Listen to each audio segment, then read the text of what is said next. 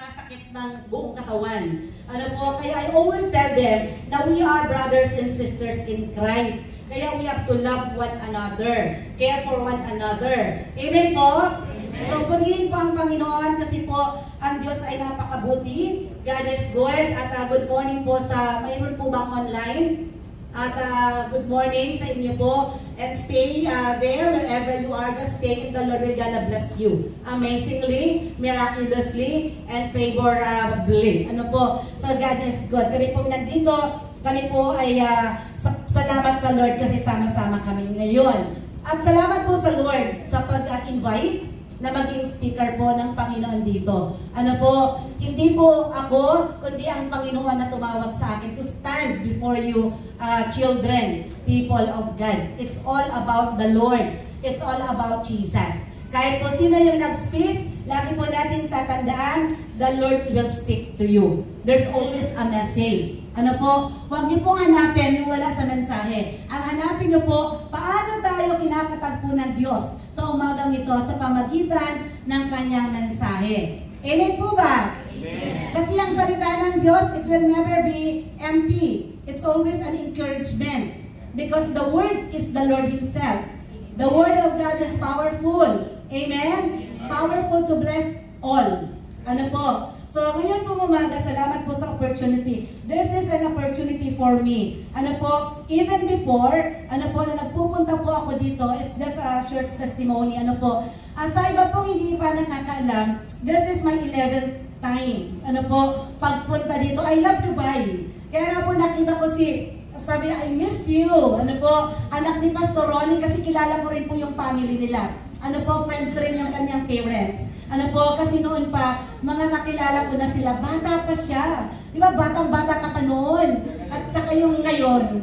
At saka yung kapatid mo, di ba? Pag nakita ko kayo sa picture, wow, God is so amazing. Ano po, God is so good in your family and in your life. Si Sister Tess, naalala ko si Sister Tess pag nakikita ko, si Sister Jonalyn. Ano po, hindi man ako kilala ni Sister Tess personally, kilala ko na siya bago ako pumunta dito because of our dearest sister, Jonalyn. Siya po yung una kong nakapartner dito, first noong po mga panahon na siya po ay nasa sa prayer meeting. Ano po, in-invite na din ako. So ganyan po kami. Kilala niyo naman po si Sister Jonalyn, ano? Sobrang na siyang pinaunlad ng Lord sa Pilipinas. Amen? Amen! Kasi po ang Diyos kahit saan tayo, pwede tayong paularin. Amen! Kayo po dito sa Dubai, may plano ang Diyos. Kayang-kaya kayong paularin ng Diyos beyond your expectation. Amen po? Kahit po saan tayo, kasi God is rich. Di po ba? He owns all. He owns everything. Maliban sa kasalanan natin. Ano po? So, ngayon po umaga, ulit, salamat po kay Pastor. Hindi ko na tuloy kilala. Lakas ng tawa ni Sister Emmy. Salamat po sa buhay po ni Pastor Michael, ano po, and their family. And syempre po sa inyo po, sa buong congregation, for allowing me to speak here this very morning. Ano po, kasi talaga pong God is good. Kasi I cannot imagine na ako po ay makapagsalita dito sa inyong harapan. Ano po, but I am dreaming. Ano po, na sana Lord magamit ako sa Dubai. Kahit hindi pa po ako pastor. Kasi po matagal po ako sa amin na assistant pastor. Sobrang po matagal at ako po ay unang ministry. Naging leader po ako ng Young Moms. Asa na yung aking kayang moms dito? Ay, hindi pa. Si Ate Rev. Asa si Ate Rev? Si Ate Rev po, siya po ay kasama ko po yan sa Young Moms. Ano po, sa kubo pa namin. So, ang dami po akong mga kasama po na talaga po makakapag-testify na ako po ay hindi po akalain na maging pastor. Ano po, talaga pong sobra pong by the grace of God alone. Ano po, kapag tinawag ka ng Diyos, kahit anong arte-arte mo, hindi ka maka-arte sa Kanya. Tatawagin ka, susunod ka, walang iba, no choice. Amen?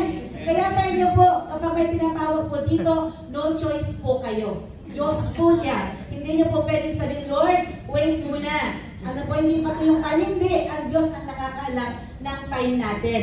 Amen po? Amen. Or else you will go into the hardest way. Ano po, if you don't obey the calling of the Lord. I believe a lot of you here ay mayroon pong panawagan sa Panginoon. I believe in that. Ano po, just follow and obey. And the Lord will gonna make you amazed. Amen? Amen? So nakita ko na po yung aking kayang moms dito.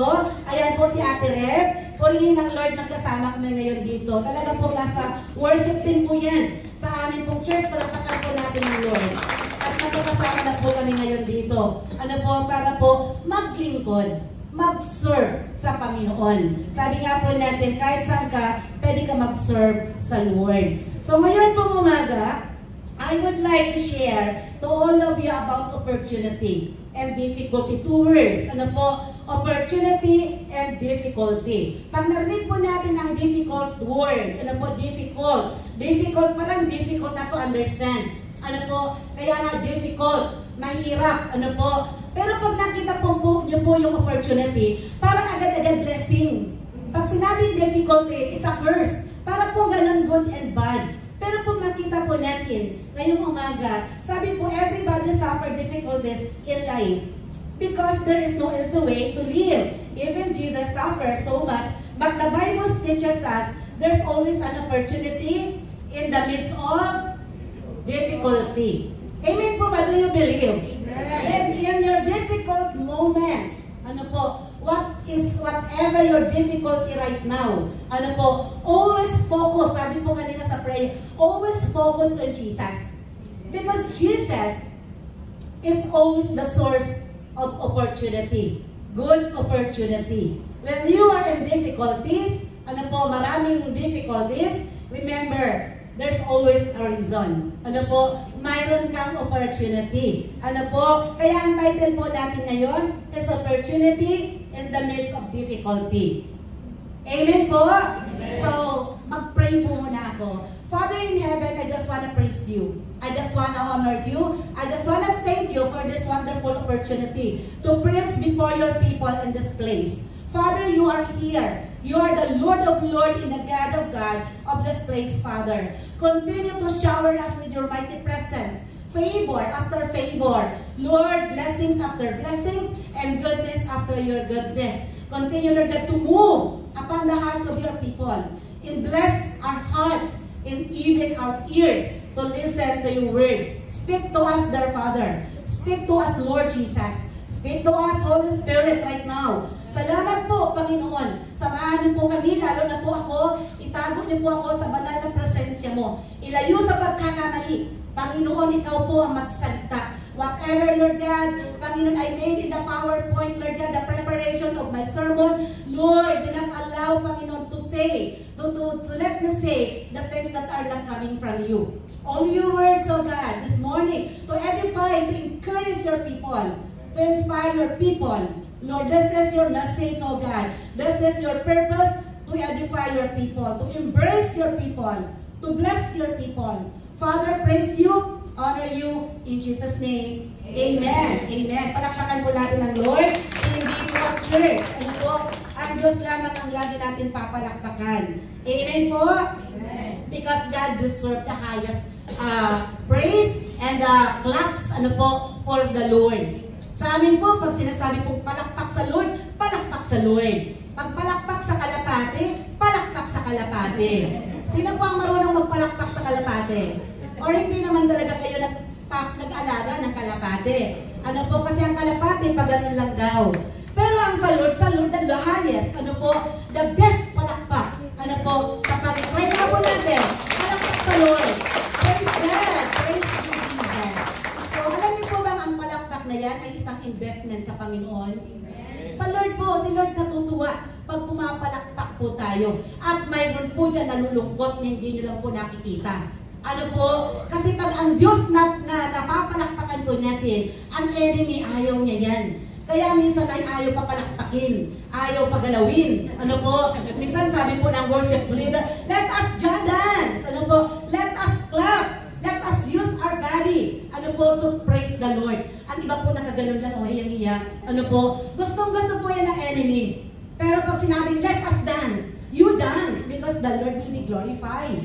Amen? And the enemy is sad. Palakpakan natin ang Lord. So, do you want the Lord will be lifted up? Do you want the Lord will be pleased? So, give glory to the Lord through listening your words. Bawal po sa amin, pag nag-speak po ako, bawal inaantok. Ano po? Bawal po. Kasi po, lagi po yung sinasabi sa amin, ako hindi si Pablo. Kasi nung minsan si Pablo nag-preach, na nabasa niyo po, Pastor, no? May nalaglag. Kasi po, inantok, nangulog, namatay. So, pinuntahan ni Pablo. Eh, dahil si Pablo po, very powerful, the fire of the Holy Ghost was with Paul. So, inaon niya na buhay. Eh, sabi ko, hindi po ako si Pablo. Kaya pag nalaglag kayo, hindi po kayo magbuhay. Amen? So, huwag po kayong antukin. Praise God! Palakpakan ulit natin si Lord. Parang amen at naka-eksena. Amen po? So, to God be the glory. So, sabi na po, balik na po tayo doon sa opportunity. Pag palakpak, it is an opportunity. Ano po, kasi alam po natin, lahat po tayo ay may mga difficulties. Habang nag-worship kanina, may naalala po ako. Sabi ko, Lord, pinaalala mo sa akin, i-share ko ba to? Sabi ko po kanina, ano po, kasi marami po kami ditong experience na sobrang pong difficult during that time. Ano po, sino ang naka-experience dito sa Dubai ng pandemic? Di mo ba? Grabe po, ano? Mayroon po dito mga angels. Kayo pong lahat angels of the Lord sa aming pamilya noon. Grabe po yun talaga, sobrang grabe. Kaya nga po, there's always an opportunity in the midst of difficulty. So what is difficulty? Kailangan po nga natin maintindihan, although you know this already, difficult, mahirap. So sabi niya dito, ano ba yung difficulty? Sabi po is the state of condition or the state or condition. Meron po ba tayo? So it's the state or condition of being difficult, strained, struggling. So kapag kayo po ay being in difficult time, strain, struggles, ano po, nahihirapan tayo. Di po ba, nahihirapan tayo kapag tayo po ay in pain. Kapag po tayo, lalo na po kayo dito sa Dubai, na kailangan nyo pong mag-renew ng mga visa nyo, ano po, kailangan nyo po lahat dito ay kailangan sumunod, ano po. So kapag po tayo minsan, natatapos na yung contract, in difficult moment tayo. Kapag tayo po ang ating mga visa ay na-finish na, kailangan mag-renew, di po ba, kailangan, difficult time po natin yan. Ano po, kapag tayo po minsan, nag-i-struggle, sabi po nung aming cottage ay Bible study sa Riga, kapag daw po ang mga pamilya nyo sa Pilipinas, ano po, hindi po napapadala minsan kasi tayo po nangangailangan din. Ang tubig daw po ay malabo. Ano po, lumilinaw lang tayo yung tubig kapag may padala na. Ano po, so di ba tayo struggle? Nai-struggle tayo. Pero remember, your struggle becomes an opportunity to share the blessings that you have received in this place. Ano po, kasi you are here, the purpose of God is to bless you and to share that blessing. Ano po, first of all, to the family. Amen po, parang ayaw nyo na sa pamilya. Hindi nyo po naman ako pamilya. Di po ba kayo po ay ginagamit ng Diyos sa pamilya nyo? Di ba, family nyo dito at family nyo doon? Maging ano po, maging po kayo dito, minsan nag-struggle din in so many reasons or different reasons. Ano po? So, sabi po ang meaning, yes, a thing that is hard to accomplish, deal with or understand, problem, complication, and a situation that is difficult or dangerous, trouble, or distress. So, yun po yung difficulty. Ano po? Ano naman daw po yung opportunity? Ang opportunity daw po is an occasion or situation that makes it possible to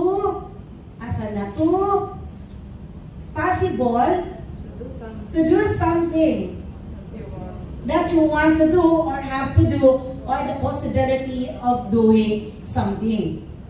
And sabi po, an appropriate or favorable time or occasion, a situation, condition, or favorable for attainment of a goal. So mayroon tayong pagkakataon sa gitna ng pagkahirapan or problema. So ang problema po laging nandyan. Amen. Habang tayo nabubuhay, hindi po tayo mawawala ng problema. Sa Pilipinas po, maraming tao walang problema. Pero gusto niyo po ba walang problema? Meron pong lagayan sa Pilipinas na walang problema. Yung pong mga naka-orange na t-shirt, saka orange ang bubong. Alam niyo po yun? Wala po kayo sa struggle mga tao doon. Dinadala po sila doon. So, kung hindi niyo po yun alam, di ba yun po yung dinadala doon, yung may mga mental problem. Wala silang problema po doon. So, hindi sila nai-struggle, nai-stress. Kaya hindi sila na-high blood. Kasi po ang high blood, bunga po yan ng maraming difficulties in life. Stress. Kaya wag po natin i-embrace yung stress. Amen. Ang alam ko, mayroon tayo dito opportunity. Amen. Praise God. Alam ko, walang stress, pero may opportunities. Amen. So, wala pong stress, pero may opportunity. So, sabi po ni Albert Einstein, ano po, isa po itong sulat niya or quotes, in the middle of every opportunity or difficulty lies opportunity. Agree po kayo kay Albert Einstein? So, yan po ay karanasan niya po yan. Sa lahat ng kanyang kabiguan, sa lahat ng kanyang mga karanasan, nakita niya po ito na kahit po mahirap, nakikita niya may oportunidad. So ngayon pong umaga, tingnan natin. Ano man po ang iyong estado sa buhay, kalagayan sa buhay. Nahihirapan man kayo, may problema, may pagsubok. Ito po ay para sa ating lahat. Kasi po kung wala kayong pagsubok, wala kayong problema today, pwede po bukas mayroon kayo. Kasi ang life is a cycle. Pwede pong kalalabas nyo lang sa problema. So di ba, hallelujah, praise the Lord tayo. Pero ang buhay po umiikot eh. Malamang po ang iba sa inyo papasok pa lang. Ano po, ang iba nandoon sa loob ng tunnel of difficulties. Pero always remember, nasa tunnel ka man ng difficulties, nasa panahon ng kayo ng struggles, ng problema at pagsubok, remember, mayroon pong purpose ang Panginoon diyan. May opportunity. Amen po? So yan po ay para sa atin. Kaya po wag tayong malungkot kapag marami tayong hinaharap na pagsubok sa pamilya, at sa pamilya, ulit, ano po, at maging pong sa church. Ano po, kasi ang pagsubok ay nariyan lang yan. Ano po, hindi po natin yan uurungan. Kasi ang sabi ng Diyos, mayroon yan opportunity. Amen? There's always an opportunity. So sa gitna ng bawat kahirapan ay may pagkakataon. Ano nga ba ang sinasabi ni Pablo nung siya po ay nakaranas ng matinding difficulties pagsunod kay Kristo? Si Pablo po, isa po yan na testimonya sa Bible na lahat po ng paghihirapan, dinanas ni Kristo, halos nadanasan niya. Ano po? Tayo po, wala pa yan yung mga pa-cute-cute natin na pain, na mga stress, mga struggles sa church. Hindi ako binati ganito. Hindi ako pinansin. Sa amin po, uso dati yung ina-unfriend, ina-unfollow. Di ba po tayo nag-uwi-uwi na ng todo-todo?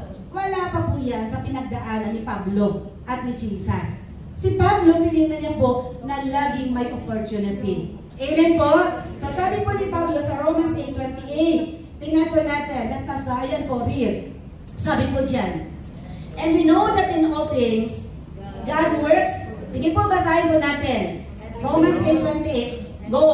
Sabay-sabay. And we know that in all things, God works for the good of those who love Him, who have been called according to His purpose. So yun naman pala, ano po? Alam ko po nandito kayo sapagkat mahal nyo si Lord. Hindi po si Pastor Michael. Amen? Kasi kung kay Pastor Michael lang, sabi niya nga kanina, marami kayong mapupuna. Tama? Pero when you come here because you love the Lord, that's your reason, kahit po anong mangyari sa church, you will remain faithful. Amen. Because you love the Lord. Amen. Pero pag pastor, pag tao, mga leaders, matitisod po tayo. Ano po? Sa amin po, naalala ko nung pong transition, right after the pandemic, nagkaroon po ng transition. Hindi po ako ang pastor. So after the pandemic, ako po yung nilagay ng Lord. Kaya po 22-25 ngayon, nag 3 years na po ako ng January. Nag-start po kami nasa 30. So ang akin pong panalangin, Lord, talaga bang ako'y tatawagin mo ngayon? Panahon na ko, konti ang mga umaattend at hindi ko alam kung babalik pa sila. Kasi 2 years, di ba, wala po tayong church, face to face. So hindi ko alam, babalik pa ba sila, Panginoon? So as a pastor po, hindi po yan madali. Yung pong kanyang dalahin. Ano po talagang iiyak ka sa Lord. Pero praise God. Kasi po, tinignan ko po yung difficulty na yon as an opportunity. Ano po? As an opportunity. Makikita po natin mamaya kung anong opportunity po ito. Genesis 20:20. Sabi po ni Joseph, kilala po natin lang si Joseph. Tama po? Madali po ba yung buhay ni Joseph? Sino po ba yung nagpabigat sa buhay ni Joseph? Kapatid, pamilya, di po ba? So, ganyan tayo, pamilya rin natin, yung nagpapabigat. Kapamilya sa church, kapamilya sa bahay. Di po ba minsan gano'n? Pero si si Joseph. Tingnan po natin. Ano ang sabi ni Joseph? Basahin po natin sabay-sabay. Genesis 50:20. Go! God intended all for good. Amen! Amen. Praise God. Di po ba? Anong intention ng Panginoon for that difficulty, for that harm? Sabi po dito, but God intended it for good. Sabi po ni Pablo, all things works together for good. Di po ba lahat po ay mabuti? Noong pong pandemic, naalala ko po si Pastor, nasa Canada, si Pastor Doy. Kilala ko rin po si Pastor Doy. Good morning po if you are watching. So sa kasal po ni Joy ko kayo namit. So, alam niyo po, noong pong pandemic, one time, nakikinig po kami talaga sa bahay nila. May sinabi po siya doon na everything happens for a reason. Ayaw ko po kung na-remember yung mga ako po kasi tinitake note ko palagi yan. Kasi po nagbibigay sa akin ang mensahe yan. When it comes to difficulty, maalala mo yung mensahe, it will edify you. It will inspire you. Everything happens for a reason. So mayroon pong dahilan, mayroon pong rason. So ngayon po umaga, remember this. Whatever you have difficulty in your life, whether it is personal, not personal, in the family, in this church, remember this opportunity. Opportunity in the midst of difficulty. Number one, opportunity to call upon the Lord. Amen po ba? Amen. Call the Lord. Tell the Lord. Tawagan mo si Lord. Hindi po yung kung sino-sino. Kasi po ang Diyos makapangyarihan. May kakaibang kapangyarihan. Yung huling awit kanina po, ang ganda-ganda yung Tagalog. Asa si Ate Mel. Ang ganda-ganda ng Tagalog, di ba? Na sa kanya lang tayo natitiwala. Siya lang yung magbibigay sa atin na hindi ko po, pero kukuhanin ko po yun, papaawit ko po yun sa amin. Ang ganda-ganda po ng mensahe ng awit, yung last song na Tagalog. So, opportunity number one to call upon the Lord. Amen po ba? Amen. Kanino kayo tatawag? Di ba kay Lord? Kasi si Lord kaya niyang gawin kahit anong bagay. Wala pong mahirap sa Panginoon.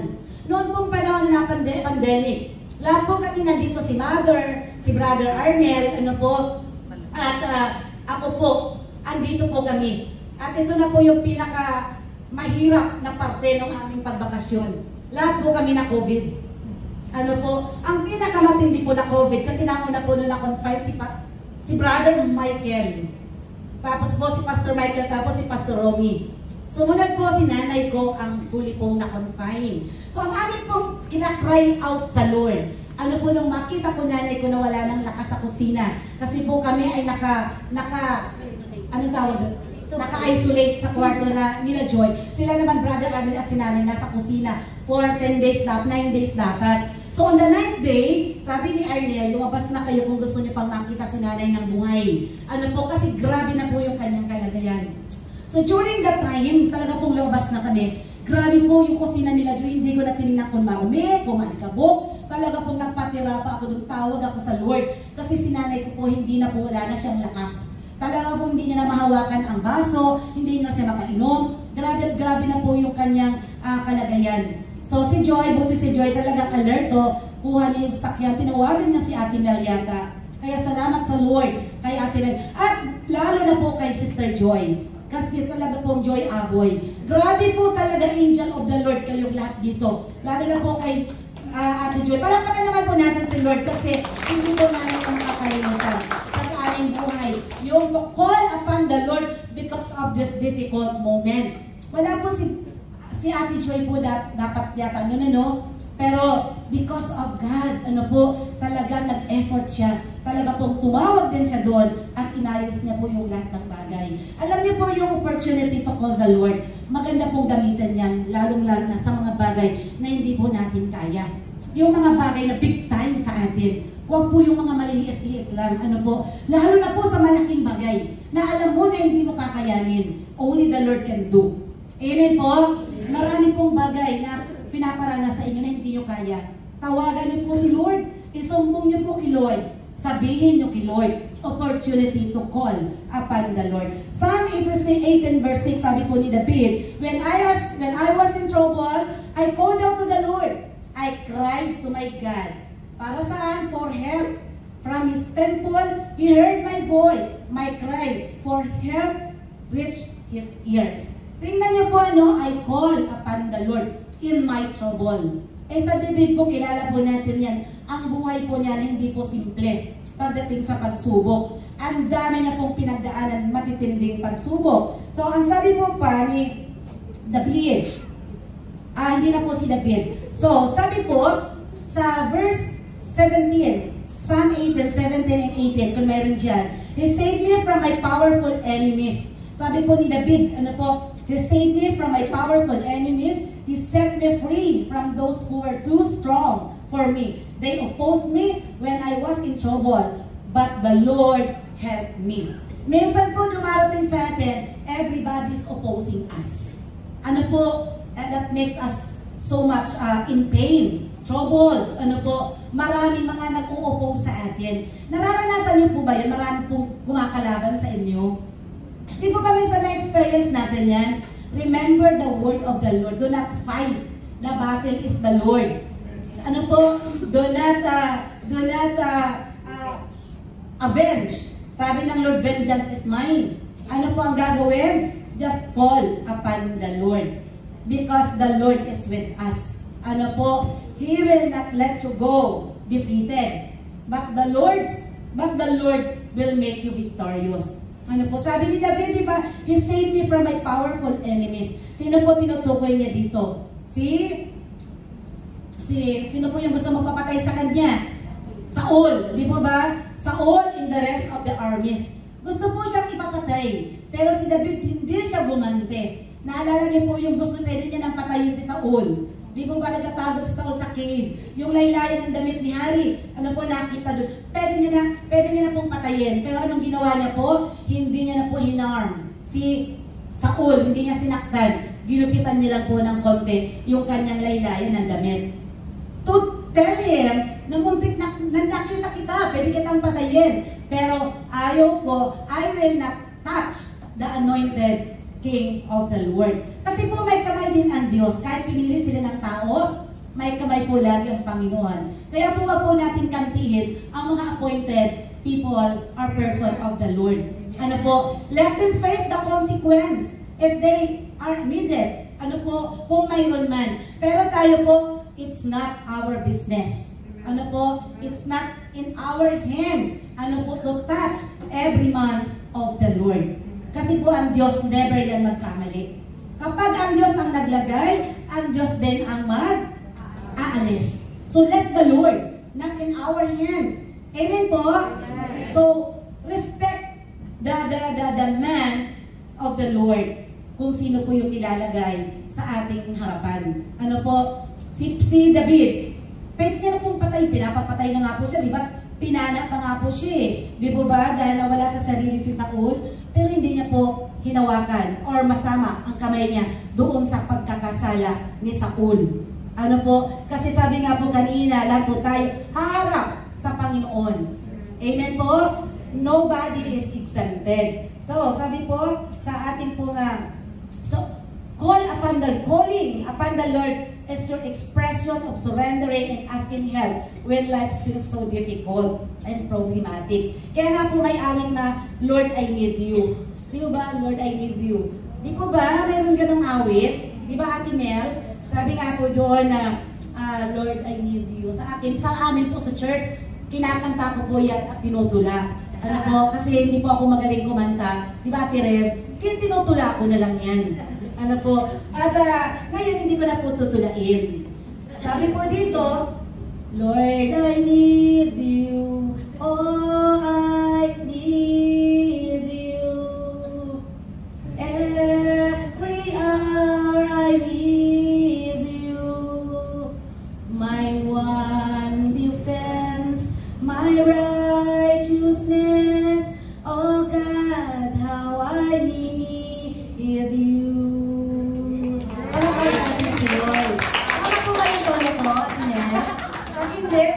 Bible mo yan, Pastor. Ganyan po ako sa amin, kumakanta, sasabihin po ng worship team, Pastor, malapit na. Malapit na, alisin ka namin. Hindi, joke lang po yun. Natutuwa po sila. So sabi po ni Jeremiah, sino po si Jeremiah? Siya po ay major or minor prophet? Major prophet, one of the... Opo. Alam ko. Pero ilang prophets pa nasa Biblia? Ilan ang major? Major. Major. Sabi po ni Miss Universe, di ba? There are 4 major prophets, di ba? Sabi po ng Miss Universe, major. Problem, di po ba? So mayroon pong 4 pang 5 yung Ecclesiastes. Kaya lang po written by Jeremiah yun. Di ba? Jeremiah. Ay, di Ecclesiastes, Lamentation. Ay, hindi na po kinakorek. Di ba? Lamentation yun. Sinulat po ni Jeremiah. Di ba ba sino po ba yung una? Si Isaiah. Sino pa sunod? Jeremiah. Si Daniel. Si Ezekiel. Right? Tama, right. Yan po yung 4 na major prophets. Ano po? Sa amin po kasi, tinuturo ko po lagi yung how many books have in the Bible? So, importante po yan. Kasi po kasama po yan sa statement of faith na naniniwalaan natin. Kasi more than this book is not our books. Ano po? So, how many books in the Bible? 66. Diba? The Old Testament is 27, right? Wrong. Diba? Old Testament is 30. 39, tama. I-correct nyo ako, 39. Ano po, and 27 books in the New Testament. So, lahat naman po tayo, our faith, nakaangkla sa Word of God. Tama? We believe that the Word of God is infallible. Amen po ba? So, we believe that the Word of God is infallible. That is one of our statements in the faith. Because if we know that, we will not be lost. Ano po, we have to know the statement of faith. We believe in the Bible. We believe in the Trinity. That the Trinity is only one God, but 3 persons. Amen? So, bakit tayo napunta dyan? Number 1, ano po? Kasi po, it is the Word of God. So, number 1 po, opportunity in the midst of difficulty is to, ano daw po yun? Is to call upon the Lord. So, ayan po is to call upon the Lord. So, sabi po natin si Jeremiah 33 verse 3, call to me and I will answer you and reveal to you wondrous secrets that you haven't known. Tingnan niyo po, pag tumawag ka sa Lord, gulong-gulong ka ngayon, ang sabi po ng Panginoon, I will tell you. When you call, if you don't call, how can God tell you? Sabi po kay Prophet Jeremiah, si Jeremiah po during this time, nakakulong. Ano po? Nakakulong si Jeremiah. So, kasi po si Jeremiah, tinatawag po siya, ano po ang tawag sa kanya? Weeping prophet. Ibig sabihin ng weeping, matindi. Sino po dito naka-experience ng weeping? Ako po, first time ko ma-experience ang weeping, yung pong na-pandemic, yung talagang na-positive po kami. Kasi ako po, ang prayer ko ng Lord, wag po kami pauwiin. Na dalawa na lang ang buhay. Kailangan 3 kami pumunta dito, 3 mo kami ibabalik sa Pilipinas. Ano po? Nabuhay. Tama po, nabuhay. Kasi po mananagot din po ako sa mga kapatid ko. 7 po kami, ay 8. Ano po? Mananagot po ako sa kanila. Bakit mo kasi binitbit si nanay? Marami pong bakit. Kaya sabi ko, Lord, itayo mo kami. I-preserve si nanay, pagalingin mo. So yan po talagang weeping na grabe ang ginawa ko sa Panginoon. Ano po, talagang every morning, kapag nandun po sa hospital, buti si Joy na papunta doon because of the help of Ate Joy Aboy. Nakapunta po, nag-visit siya ng morning and afternoon. Grabe po yung favor ng Lord because of weeping. So, sabi po ni David ulit sa Psalm 50:15, and call upon me in the day of trouble, I will deliver you and you shall glorify me. Sabi po ni David, 18:6, nabasa na natin to. When I was in trouble, I called out the Lord. I cried to my God for help. From His temple, He heard my voice. My cry for help reached His ears. So lahat po ng ating pong tinatawag, sinasabi, napapakinggan ng Panginoon. Psalm 91:15, He will call out to me, and I will answer Him. I will be with Him in times of trouble.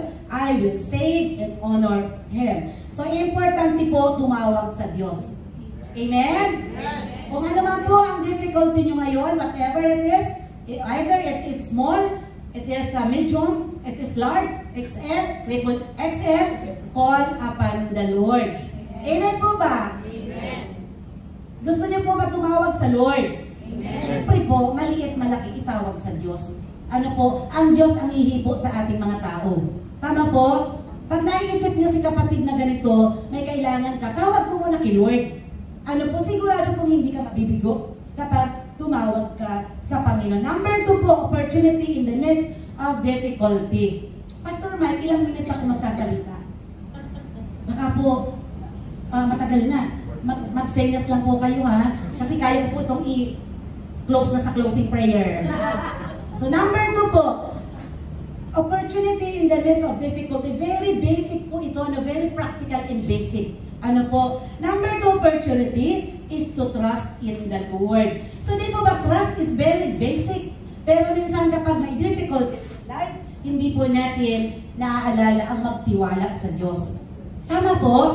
Minsan po ganoon, sa iba tayo nagtitiwala, sa mga horses natin, sa mga strength natin, sa mga kung ano yung mayroon po natin. Diyan po tayo nagtitiwala, sa power natin, sa authority natin, sa work natin.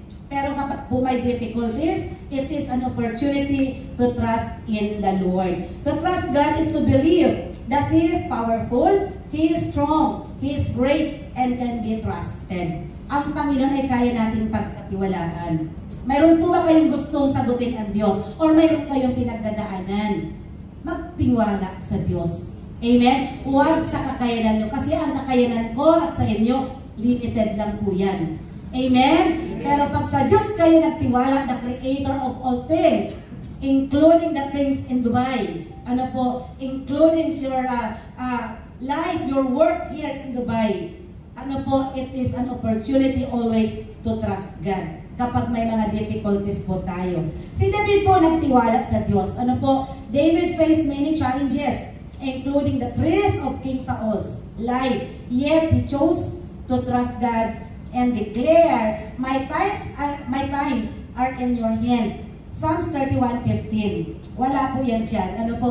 So makita po natin na ang pagtitiwala ng mga kapatid natin sa Biblia, si David, si Pablo, ay sa Diyos lang. Ano po ang sabi ni Pablo? I can do all things through Christ who gave me strength. So apart from the Lord, we can do nothing. Amen po? Apart from the Lord, I cannot speak here. Because apart from Him, I don't have any words. Ano po na pwede kong i-share, to edify, to encourage, and to inspire you. It's only about the Lord. Ano po? Because you have to trust God, because especially in the midst of difficulties, because nothing is impossible with God. Amen? Pakita po natin Luke 1:37. Nothing is impossible with God. He sees you. He sees things differently than we do. Ano po, nakikita natin ang hirap, ang magulo, ang malabo, pero ang Diyos nakikita maliwanag. Amen. So ayan, malapit na 3 minutes na lang po ako. Ano po? So ayan po yung number 2 po natin. Sabi po dito, Isaiah, sabi po sa ito na lang po, Psalm 20 verse 7. So magja-jump po ako magja-jump. 20 verse 7, maganda po ito. Some trust in chariots, some trust in horses, but we trust in the Lord our God. So what is your horse? What are your horses and chariots in life? Na yan ang dinidipindihan nyo. Is that your work? Is that your salary? Is that your loved ones, your family? What is your chariot? What is your horse? Ano po?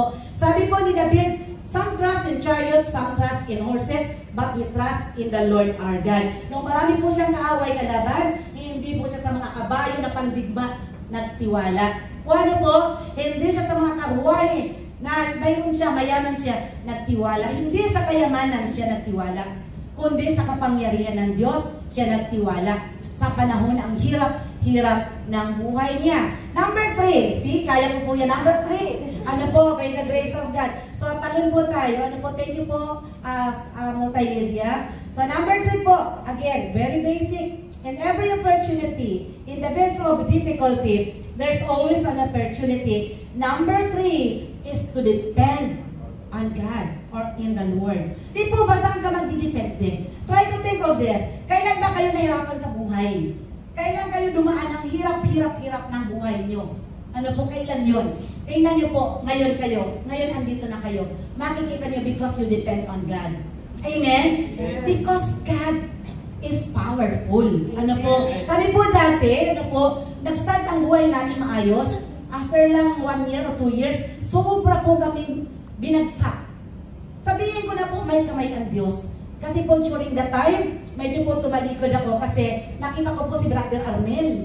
Diba? So, na in love tayo. So, nakalimutan natin yung pag-serve. So, ayun po. Kaya ang consequence, ayun yung buhay namin. May nagpamilya kami, tapos po naranasan namin pinakamababa na aspeto ng buhay. Na hanggang po sa makain, wala akong pambili. Tapos during that time, bata pa si Joy, bago po akong panganak, sabi ko, samahan mo muna ako dito. Umuwi po kami ng probinsya.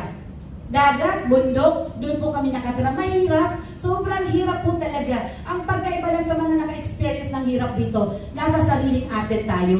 Nasa Pilipinas kami, nung time na yun, na sobrang hirap. Sabi ko lang kay Lord, Lord, kung ito yung kalooban mo, gusto mo, dito kami, sa dagat, sa bundok, okay na po, i-accept ko na to. As long as mayroon akong peace of mind na galing sa inyo. Huwag niyo po muna akong patayan, saglit na lang po. Okay po, saglit na lang, saglit. Ayaw na po makinig? Ayaw na po? Gutom na kayo? Sige pa daw po. Doon po nangyari po yung pinakamahirap na buhay namin. Ano po? So, 2 anak. Pero alam niyo po, when you depend on God, the Lord our God will never put us into shame. Ano po? The Lord our God will lift you up. The more that you depend on Him, the more God will open the floodgates of heaven. The favor, the blessings, in everything. Ano po? Iaangat tayo. Bumalik kami sa Manila. Nagkasakit yung bunso ko. Walang pera. Pero nagkasakit, sabi niya, naawa ko, ibalik ko kayo sa tatay. Sa tatay ko nasa Manila, mag-stay mo na kayo doon. Pero wala akong balak bumalik sa Manila. Gusto ko yung simple life. Pero sabi ng Diyos, dito kayo magsisimula sa Manila. So doon po ako nagkatrabaho, doon po nagkatrabaho din si Brother Arnel. So the rest is history. So nung kami na po ay medyo nag-serve na sa Lord, bumalik po ako. Nagkaroon po kami ng business. Ano po? Si Brother Arnel naging subcon po ng SM. Alam niyo naman po yung SM ano, sa Manila. Ano po? Yung pong ano, yung pong Santa Maria, Bulacan. SM, alam po natin SM ano? Yung mall. Ano po? So lahat po yun. May mga project po siya ng subcon. Ano po? Hindi po sa Santa Maria, Bulacan. So, tapos po, mayroon pa hindi lang SM, pati po, ano yun? Pure gold. Pero yun niya po yung binigay ni Brother Arnel. Hindi po siya anong tawag dito, Brother Mike? Yung may mga letter of, parang bidding. Wala pong bidding. Yung company niya, yung boss niya, pinigyan siya. Boss niya, may sahod siya, at the same time, may kontrata siya, subcon ng boss niya. Diba? God is so amazing. Kaya natin ang Lord. Tapos po, nagka-project. Kaya po, praise the Lord. Kasi yung mga anak namin, finavor at bless ng Lord. Kaya ngayon po, in return and response, sumunod kami sa Panginoon. Partner na po kami mag-serve. Ano po? Dahil po si Lord ay mabuti. Kailangan balik ang buhay sa Kanya. Saan pa ba kami senior citizen na? Saan pa kami pupunta? Kay Lord na. Mabuti po kung yung nagtulak sa amin doon sa Emirates, yung nag-assist. Nung sinabi po na, how old are you? Ako daw, ilang taon? Sabi ko, I'm 61. Sabi niya, oh no, I can't believe. Maybe you're wrong in the birth certificate. Kasi you look 45. Sabi ko, praise God. Sabi ko, you know what? From now on, I will be your friend now. I will give you jacket. Sabi po ni Willie Rebellion, I will give you jacket. Bigyan ng jacket yan. Diba? So, totoo po, hindi po yan joke. Kasi po, alam niyo po kung sino yung nagpuri sa akin. So, di ba bata pa sila, parang matanda na ang ano. So, pero dalawa po sila, Nepal at saka African. Nagsabi, parehas po sila ng thinking. So, ibig sabihin, hindi sila naglalay. Ano po, hindi sila nagsisinungaling. Amen! Sabi ko ba? Sabi ko 45, siguro dito sa akin, mga 61 and a half. Ano po, malapit na sa 62. So, praise God po, depend on God. Sige po, pinaglan natin yung sinasabi, binasa ko na to, Genesis 50:20, you intended to harm me, but God intended it all for good. He brought me to this position so I could save the lives of many people. So yan po yung verse natin dyan, at saka yung Romans 8:28. All things works together for good when you love the Lord. So when you love the Lord, you will depend on God. Amen po ba? If you don't love the Lord, you will not depend on Him. Right? Alright. Amen, right? Di po ba? So, yan po ang sinasabi natin na when you depend on God, the Lord will never fail you. The Lord will never put you to shame. He will bring you to the promise of God. Anong sabi ng Lord? My plan for you is to prosper you and not to harm you. Diba says the Lord? Di po ba? Plano ng Diyos yan. Do you believe that the plan of God for you is not yet finished? You are still going there? Greater things are yet to come? Right? Hindi po po tapos ang Diyos. Mahirap man ngayon para hindi nyo makita ang purpose ng Lord. Remember, that difficulty is an opportunity to wait, to experience the goodness of the Lord because God will gonna prosper you in numbers. Ano po in numbers? I will declare that the number of souls in this LGM and Dubai will more increase. The Lord will increase the souls in this church because you have a good heart. Amen? Your heart really matters to the Lord. Just be united. Ano po? Just be humble. Just support one another. Just support the ministry of the Lord in this place. This is not the ministry of Brother Mike or Pastor Mike. This is your ministry too. So you have to love the ministry. You have to be pusher. Ano po, hindi po kayo makukulong sa Pilipinas pag pusher kayo. Ano po? The pusher of God. Kayo dito sa Dubai. To push, ano po, one another. To inspire one another. Ano po, not to bite one another. The Lord is not pleased. Support one another and the Lord will gonna multiply the souls. Amen? And love one another. Respect one another. Ay, malapit na. Mag-i-email na lang ako eh. Malapit na yan mo ako, sir, ha? Malapit na po. So, parang awa yan po. Masarap po mag-preach dito sa inyo. So, that is good. Our conclusion this morning, sabi po, therefore, believers and followers of Christ, live a life of wisdom by making the most of your time. Remember, there's always an opportunity in the midst of difficulty. The opportunity to call upon the Lord, to trust upon the Lord, and to depend on the Lord. To God be all the glory. Palakpakan natin ng Diyos. Let us all stand and let's pray together. May continue to declare the goodness of God in this place. Father in heaven, you are good. You are faithful. You are loving. And you love those people who are faithful and loyal to you. They don't depend on their own strength, Lord God. They try, Lord God, always to fix their eyes on Jesus alone, the head of this church, Father. Lord, I declare blessing after blessings, favor after favor, souls after many souls. Oh God, to be brought in this church, Lord, because you are the one who will gonna, Lord, and invite them even more. Father, thank you very much for this opportunity. Continue, Lord God, to embrace your people, to edify your people, to inspire your people, to encourage your people, Lord, in the name of Jesus, in the name of Jesus, that they will gonna, Lord God, obey and follow you, that you are, Lord God, the head of this church. They are all the part of the body of church. Father, I praise you and I thank you for this amazing opportunity and wonderful opportunity to praise your words in this place. We praise you, honor you, we glorify you. This is my prayer in Jesus' name. Amen. Amen. Amen.